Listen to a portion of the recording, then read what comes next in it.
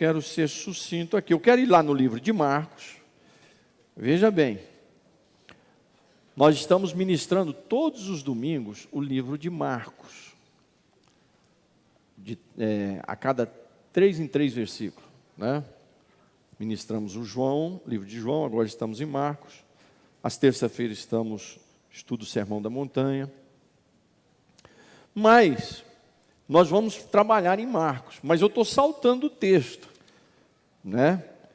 Por causa do momento aqui que nós estamos comemorando hoje. Então, nós teríamos que estar lá em Marcos, se eu não me engano, hoje a sequência seria aqui a partir do capítulo 6, a partir do verso 14. Mas depois nós vamos voltar lá, tá? Eu preciso saltar nesse texto aqui, e que depois nós vamos voltar nesse texto novamente, se o Espírito de Deus nos permitir, com outra análise também em cima desse texto, tá? Então,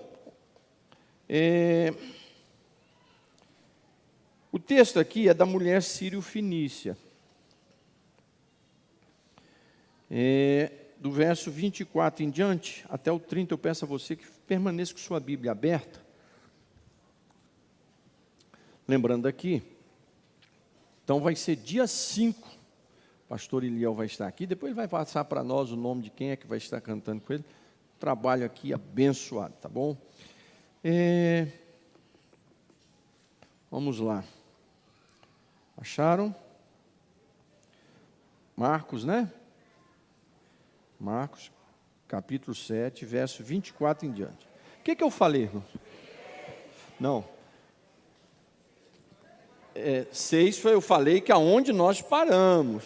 E que depois eu vou voltar lá continuando. Mas nós estamos hoje no capítulo 7, que eu estou saltando aí o texto. Irmãos, sempre eu estou dialogando com vocês algumas orientações. Eu queria passar uma orientação para vocês. Eu já há muito tempo, eu decidi, já há muitos anos, já na primeira igreja que eu pastoreei em Carapicuíba, eu não faço nenhum atendimento antes de culto. Por quê? Porque eu estou me preparando para um culto. Eu não sei se vocês conseguem entender, não sei se eu consigo colocar aqui para vocês. O culto para mim é uma coisa muito séria. Você vê que eu sou um pastor que eu não chego atrasado para o culto. Eu chego na hora de começar o culto para cantar os hinos da harpa, participar do louvor. Eu estou aqui há 8 anos e meio, acho que vocês já devem ter observado isso. Eu não chego aqui, irmãos, pego o microfone. Cheguei agora porque eu estava atendendo alguém aqui no gabinete. Isso eu fiz nos meus primeiros meses. Deus me repreendeu e eu parei com isso. Hoje eu venho para o culto para cultuar. Aí depois eu atendo. Durmo aqui, vocês sabem, e eu durmo literal, toda terça-feira eu durmo aqui, fico atendendo aqui até as madrugadas, né? A última terça aqui eu estava cortando o cabelo ali fora e atendendo obreiros, e o Natanael cortando meu cabelo. Então, e eu durmo aqui, né? Tenho o quarto ali, eu durmo aqui, e para atender os irmãos. Mas eu peço a vocês, para não procurar antes do culto, depois do culto. Tá bom? Por 2 motivos. O atendimento vai ser vago, vai ser ruim, eu não vou poder te atender como você merece, né? Tá certo? Então é uma orientação que eu peço a vocês. Levantando-se, Jesus saiu dali, verso 24, e foi para as terras de Tiro e Sidom.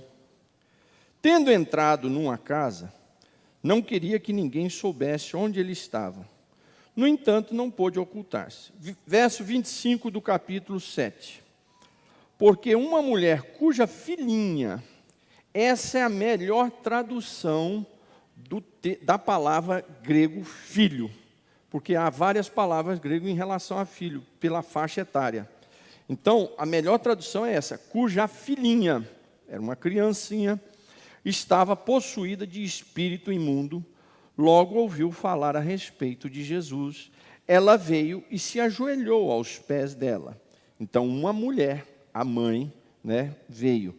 Verso 26. Essa mulher era estrangeira, de origem sírio-fenícia, E pedia a Jesus que expulsasse o demônio da sua filha.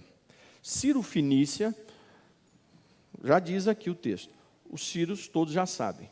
Fenícia era os descendentes ali, também da região dos filisteus. Toda aquela costa ali, que corria no Mediterrâneo, até lá em cima. Tá certo? E pedia a Jesus que expulsasse o demônio de sua filha. Mas Jesus lhe disse, deixe primeiro que os filhos se fartem, porque não é correto pegar o pão dos filhos e jogá-los aos cachorrinhos. A mulher respondeu a ele, Senhor, os cachorrinhos debaixo da mesa comem das migalhas das crianças. Então Jesus disse à mulher, por causa dessa palavra, você pode ir. O demônio já saiu da sua filha. 30. Quando a mulher voltou para casa, achou a menina sobre a cama, pois o demônio tinha saído dela. Meus irmãos, olha aqui. Hoje, ou amanhã, é o dia das crianças. E nós estamos comemorando hoje aqui. E nós mandamos um convite para os pais trazerem as suas crianças. E preparamos aqui bonecas, bola, para distribuir a essas crianças. Isso é um trabalho social da igreja, viu? Com as ofertas que os irmãos doam, que nós estamos fazendo esse investimento nas nossas crianças. Assim como há poucos dias, eu até cobrei do professor nosso, para não fazer mais isso, nós adquirimos, aqui na quadra de esporte, vocês sabem que nós temos um professor que nós patrocinamos, 2 aulas por semana para as crianças, né? Mas, na verdade, é um trabalho muito mais social e evangelístico, porque das nossas crianças mesmo, nós temos ali uns 10, são 45, os demais são todos não evangélicos aqui à volta, e da redondeza. E a gente oferece, nós oferecemos tênis e o meião para essas crianças. Muitos chegam para jogar descalço. E agora a primeira remessa foram 25 tênis e 25 meiões. Aí eu até falei para o professor, são as chuteiras, tênis de futsal, né? Então, eu até falei para ele, não faça mais isso, vamos fazer igual da primeira vez, que nós convidamos os pais vieram, e tivemos aqui 3 pais, 2 eram desviados, aceitaram Jesus, e uma mãe aceitou, uma mãe aceitou Jesus, que nunca tinha sido crente, né? Então, é um momento evangelístico. Com o quê? Com o investimento que vocês fazem no próprio trabalho da igreja. Então, é exatamente sobre crianças que eu quero falar aqui nesse texto. Veja bem, nós estamos vivendo uma época terrível contra as crianças. Eu não sei, como professor de história, eu não me lembro na história de ter lido, apesar que eu não estou dando aulas mais em colégios, já faz muito tempo. Então, a gente fica um pouco alienado, apesar que eu não deixo de estar lendo constantemente, né? Mas como o investimento meu acaba sendo muito mais na área teológica, acaba ficando um pouco de lado. Mas eu nunca vi na história, não me lembro nenhum registro. Quer dizer, sim, já tem sim, tem sim. Eu já vou até citar o que é. Mas o que estão fazendo hoje com as crianças é uma coisa terrível. O inferno se levantou contra as crianças. O inferno se levantou contra as crianças. E o inferno tem os seus soldados e tem os seus instrumentos para atingir as crianças. O diabo sempre teve ódio de criança. Por quê? Porque a criança, ela é amada por Deus, faz parte do reino de Deus. Jesus disse, deixai vir a minhas crianças, porque fazem parte do reino de Deus. E o diabo sabe disso. Entre os cananeus, eles em adoração a Baal, eles pegavam crianças e colocavam no alicerce das casas que iam fazer. Eu tinha dito que eu não lembrava, mas eu me lembrei enquanto estava falando isso. Mas isso não está nos livros de história. Você vai encontrar mais em livros de antropologia, quando você está estudando teologia. E eles pegavam crianças e colocavam no alicerce, e faziam o alicerce em cima das crianças vivas, porque eles entendiam que aquela adoração a Baal trazia sorte para casa. É o contrário. É simplesmente o contrário. Então, vocês observem a fúria do diabo contra Jesus, quando ele nasceu. E nos dias atuais, a fúria do inferno contra as crianças tem sido terrível.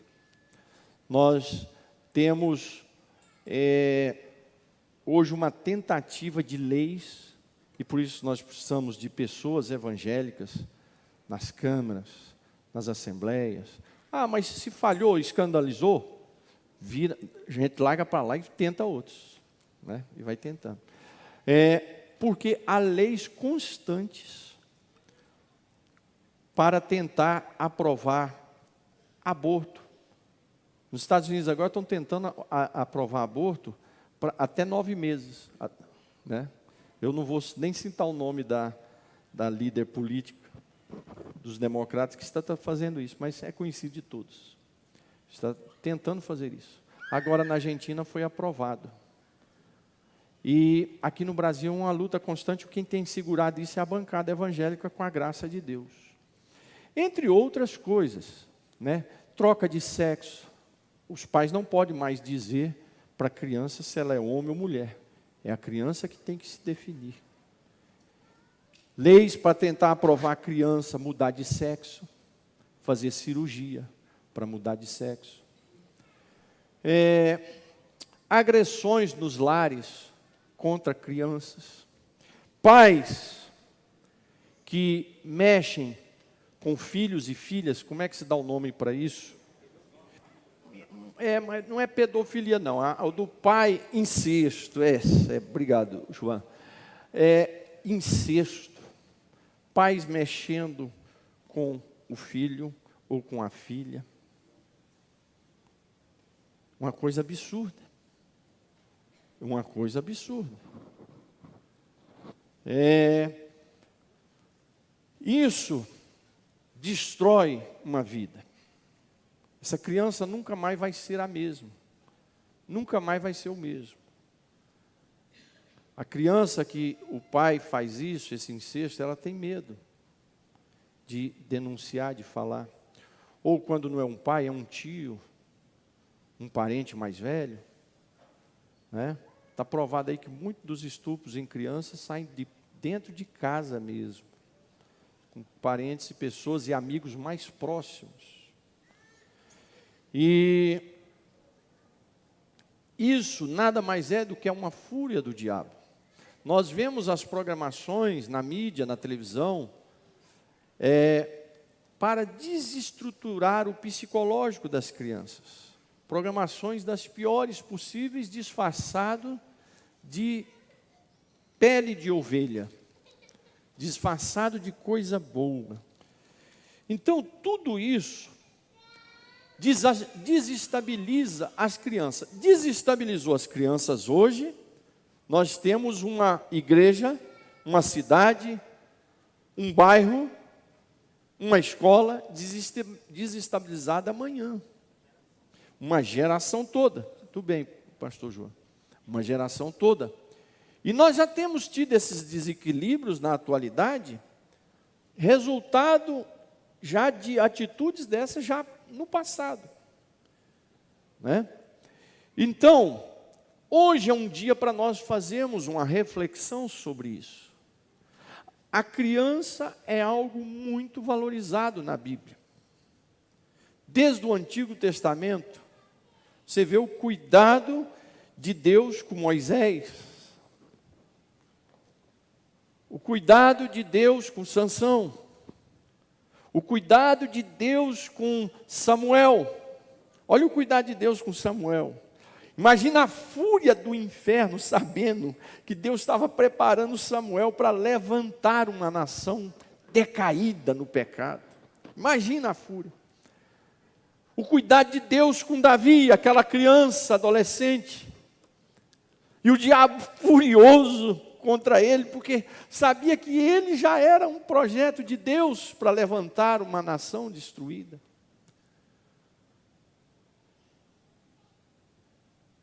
E homens e mulheres na Bíblia, Jeremias, olha o cuidado de Deus, o diálogo de Deus com Jeremias. Eu te escolhi, desde criança, não diga que você é uma criança. Já desde criança eu te escolhi, eu te ungi. Deus escolhe você, eu, as crianças que estão aqui, desde a infância Deus já nos escolheu. Olha o carinho, o cuidado de Deus. Se há um carinho, um cuidado de Deus, há uma fúria, uma raiva, um ódio do inferno. Destrói as crianças hoje, destrói a igreja amanhã, destrói a nação, a cidade, a família amanhã. Então, amados, esse texto, vou ter que resumir aqui, é um texto para nós discutirmos mais tempo, mas eu vou me resumir. Nós temos aqui uma mulher que não era judia, e que se levanta para quebrar paradigmas. Essa mulher não era judia, mas ela, como mãe, ela vai procurar Jesus, um líder religioso de outra nação. E as nações naquela época, cada uma tinha o seu Deus. Deus estava organizando Israel, os oráculos de Deus sendo revelados para espalhar por todo o mundo. Mas Israel não fez isso. Aí Jesus veio e agora Jesus está organizando através dos apóstolos, isso ia ser espalhado. Mas essa mulher quebra todas as tradições da sua terra e da cultura da época, porque a mulher não se expunha muito. Principalmente as mulheres que não eram judias. O preconceito era muito maior, porque no meio de Israel tínhamos profetisas, as mães tinham uma influência muito grande, né? Você vê sobre sempre o nome de Isabel, Joquebede, e nomes de mulheres que se destacam, Hulda, Débora, e tantas outras, Esther, e outras mulheres que se destacam na Bíblia. Mas nas outras nações você não vê isso. Era uma tradição muito grande, a mulher era muito oprimida. Mas essa mulher, ela vê a sua filha criança, possessa de demônios. E ela ficou sabendo que Jesus fazia milagres e expulsava também os demônios. E ela foi nessa casa, porque ficou sabendo que Jesus estava naquelas regiões de Tiro e Sidom. E foi atrás de Jesus para buscar a libertação da sua filha. E a Bíblia diz que ela teve uma relutância, porque além de estar lutando para quebrar todos os paradigmas, chegar ali meio disfarçada. Quando ela pede, a resposta não é agradável. Quando ela pede o milagre, Jesus dá uma resposta seca, né?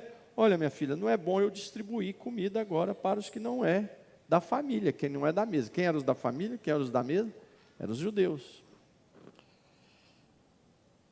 E Jesus, aquela mulher, se ajoelha aos pés de Jesus e começa a suplicar a Jesus, e ainda responde: Senhor, mas eu me ponho aqui como um cachorrinho que vai comer as migalhas que vão cair da mesa. Veja como essa mulher se humilhou. Veja como essa mulher se expôs. Veja como essa mulher teve coragem. Porque a pessoa, para ser humilde, tem que ter coragem, né? Veja como essa mulher se entrega. Imagina quantas pessoas, porque a Bíblia diz que aonde Jesus estava havia uma multidão. Imagina quantas pessoas estavam vendo essa mulher de joelho aos pés de Jesus, numa relutância, e Jesus falou: não é para você esse milagre. E ela ali relutando: não, é para mim também, eu estou aqui, eu quero uma migalha, o que cair aí eu quero. Eu quero alguma coisinha. Eu tenho uma filha possessa, eu não posso sair daqui sem um milagre. O milagre está com o Senhor. E lá na sua casa estava uma criança possessa de demônios. As religiões daquela época envolvia sacrifícios de criança, envolvia orgias sexuais, bebedeiras, loucuras. E ela estava numa nação Ciro-Fenícia, que era dominado por essas religiões de muitas orgias, de loucuras, de sacrifício de seres vivos. E ela clama a Jesus.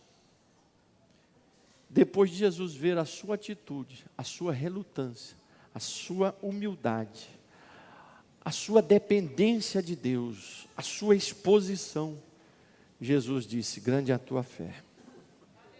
Vai para a sua casa, porque o demônio já saiu da sua filha. E a Bíblia diz que essa mulher voltou para casa. A região que ela estava devia ter mais ou menos uns 35 quilômetros da onde Jesus estava. Imagina a trajetória dessa mulher, imaginando: como é que eu vou encontrar a minha filha? Eu estou indo aqui confiado na palavra de Jesus. Como é que eu vou encontrar a minha filha? Como ela vai estar? E a Bíblia diz que quando ela chegou em sua casa, achou a sua filha curada e liberta, e o demônio tinha ido embora. Como eu não quero prolongar, eu já quero aplicar aqui a grande lição que esse texto nos ensina, refletindo sobre criança. Irmãos, os pais têm que lutar noite e dia pelos seus filhos. Os pais têm que lutar noite e dia pelas crianças. Pais que têm errado com as suas crianças, revejam o seu conceito. Conserte-se diante de Deus. Incesto, maus tratos, falta de responsabilidade, falta de cuidado. Nós estamos vendo absurdo contra as crianças.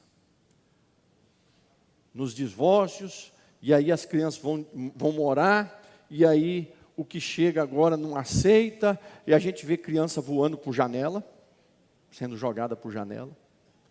Né? Nós vemos crianças sendo assassinadas por casais, e os jornais estão aí. Mas esse texto aqui ensina eu e você a lutar pelos nossos filhos, pelas nossas crianças. E como é que é essa luta? Aos pés de Jesus. Essa luta é aos pés de Jesus, clamando. Veja a disponibilidade, a coragem dessa mulher para salvar a sua filha. Irmãs e irmãos, não desista dos seus filhos. Não vamos desistir dos nossos filhos. Você mãe, você pai que tem criancinha, se esforce o máximo possível para oferecer o melhor do nosso Deus, da igreja, para os seus filhos. Eu tenho que trabalhar 24 horas para oferecer, deixar uma herança financeira. Não faça isso. Charles Spurgeon disse que a maior herança que o pai pode deixar para os seus filhos é a herança de caráter, de moral. É a herança de caráter e de moral. Porque quando um pai não presta, uma mãe não presta, o filho chega em algum lugar, chega numa igreja, chega numa escola, chega num trabalho para arranjar, e pelo amor de Deus, isso aí é filho daquela mulher, é filho daquele homem. Mas quando o homem e a mulher são pessoas de conceito, de caráter, de seriedade. Esses dias eu disse para alguém: irmão, eu não estou aqui em Bangu atrás de quem tem talento, não. Eu estou atrás de quem tem compromisso com Deus, com quem tem caráter. Talento, se não nasceu com ele, a gente ora, Deus dá. A gente clama a Deus, você clama a Deus, Deus dá. Agora, tem gente que tem talento, mas não valoriza, não tem caráter, tem moral. Eu já preguei sobre isso aqui. Lá no mundo, as pessoas não têm moral, não têm caráter. Mas ele vai lá, faz um golaço, um drible, é as primeiras páginas. Vai lá, canta uma boa música, não quer saber se ele bateu na mulher, se ele estupou alguém. É sucesso. E na igreja também não é diferente. Nós aplaudindo aí gente que não tem caráter nenhum, não tem vida, comunhão com Deus nenhuma, mas tem talento, a gente está aí aplaudindo. Eu não estou dizendo que a gente vai desprezar quem tem talento. Não, eu tenho talento, você tem talento. Mas esse talento tem que estar debaixo da unção de Deus. Tem que estar em comunhão com Deus. Tem que estar ligado com Deus. Se não tiver, pode ter o melhor talento do mundo, que não interessa. Lá Jesus disse, Senhor, mas em teu nome eu expulsei demônio, em teu nome eu fiz milagres. Não te conheço, meu amigo. Não te conheço. Então, amados, lute pelas suas crianças. E agora uma outra lição. Igreja, nós temos que lutar pelas crianças. Hoje os animais estão sendo mais valorizados do que as crianças. Hoje os animais estão sendo mais valorizados do que as crianças. Eu não estou dizendo que animal não tem que ser valorizado. A Bíblia diz que o homem que não valoriza um animal, que não cuida do animal, né? A Bíblia diz lá em Provérbios que o homem bom você conhece pelo cuidado que ele tem com os animais. A Bíblia diz que o homem bom, até os seus animais são saudáveis. Mas, irmãos, a criança é a imagem e semelhança de Deus. E essa palavra aqui, eu nunca preguei esse texto. Essa palavra aqui chama a atenção minha e sua, para nós nos despertarmos para um cuidado maior com as crianças. As crianças estão sendo alvo do inferno, das mídias, com programações das mais loucas, com filmes dos mais loucos. Uma inversão de valores estão sendo ensinado às nossas crianças, de forma tal que desestrutura. Famílias desestruturadas, né? Crianças sendo criadas no meio de famílias desestruturadas. Crianças sendo maltratadas, crianças passando por situação de incesto, como eu já citei aqui. Mas eu e você somos convidados pela palavra de Deus para sermos como essa mulher Ciro-Fenícia, ir aos pés do Senhor e fazer o melhor pelas crianças. Eu estou aqui 8 anos e meio, eu já tentei implantar aqui, nunca falei para vocês, mas eu já tentei, nunca falei porque nunca deu certo. Já tentei pôr creche aqui. Bom, a burocracia é tão grande que é melhor não colocar, porque você pode sair preso daqui, porque eu que respondo tudo, você pode sair preso, porque é tanta exigência. Mas se for para pôr uma boca de fumo aqui na porta da igreja, é a coisa mais facinho do mundo. Está entendendo? É fácil, fácil, fácil. Mas para você pôr uma creche, porque nós temos estruturas em congregações para colocar creche, para colocar orfanato, para colocar asilo. Mas, irmão, eu tive que sair fora, porque é tanta burocracia que você corre risco de ser preso. De tanta loucura que eles impõem. Então, veja como a batalha espiritual é grande. Mas Deus, irmãos, chama eu e você para cuidar das crianças, porque Jesus diz, dos tais é o reino dos céus. Quando eu e você vemos uma criança, lembre-se que Jesus diz, essa aqui é do reino dos céus, essa aqui faz parte do reino dos céus. Essa mulher aqui se expôs, chorou, clamou, se envergonhou, passou vexame, passou vergonha, mas ela saiu com a vitória. Então o ensino dela é que nós temos que valorizar os nossos filhos, valorizar as crianças, valorizar o trabalho infantil, valorizar as crianças que estão espalhadas por aí nesse mundo, e nós sermos esse instrumento de bênção como a mulher Sírio-Fenícia. E assim como essa mulher levou a libertação para aquela criança, que eu e você venhamos ser instrumento de libertação para as crianças que estão presas nas mãos do diabo. Eu já citei aqui, volto a citar e aqui encerro. Vocês sabem aqui, quando morávamos no Tocantins, a forma de nós sobrevivermos, a igreja era muito pobre, tínhamos 10 membros, às vezes chegava a 15 membros, os nossos cultos eram com 7 pessoas, isso não foi um ano não, viu? Não, foi o primeiro ano que Jesus estava testando, depois floresceu. Não, foram 6 anos. E aí depois? Depois não deu em nada. Entendeu? Não deu em nada. E para sobreviver, nós montamos uma escolinha de madeira. E essa escolinha, antes, vocês já sabem, teve um pé de vento, depois com uma chuva derrubou tudo no chão, mas antes dela ser derrubada,